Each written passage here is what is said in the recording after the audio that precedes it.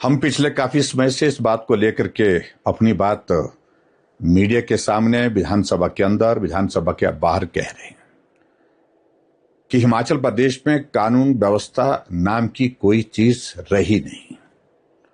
जो घटनाएं उन प्रदेशों में घटित होती थी, उन स्थानों पर घटित होती थी जहां क्राइम रेट बहुत ऊंचा होता था, गैंगवार होते थे, कम्युनिटी कॉन्फ्लिक्ट्स होते थे।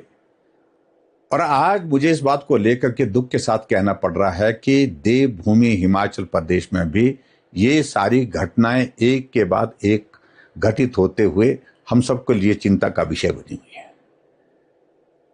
होली वाले दिन बिलासपुर में पूर्व विधायक बंबर ठाकुर के घर में जाकर के वहां गोलियां चलना और पूर्व विधायक उसमें घायल होना, उनका पीएसओ का घायल होना, ये स्वाभाविक रूप से हम सबके लिए चिंता का विषय है।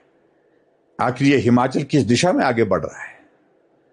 और उसके बाद वो लोग गोली चलाने के बाद वहां से सुरक्षित भाग करके निकल जाते हैं। अभी तक भी कोई गिरफ्तारी मेरी जानकारी के अनुसार हो नहीं पाई है।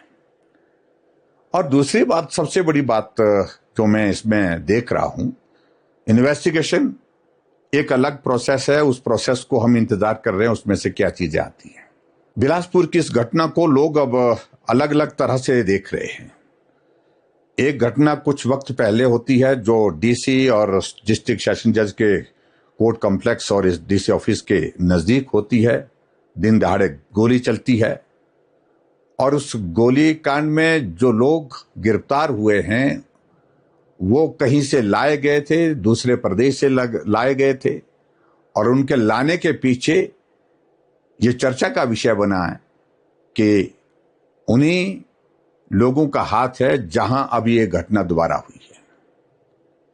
और ऐसी सूरत में मुझे तो ये लग रहा है कि ये एक तरह का गैंग वॉर की तरह दिख रहा है।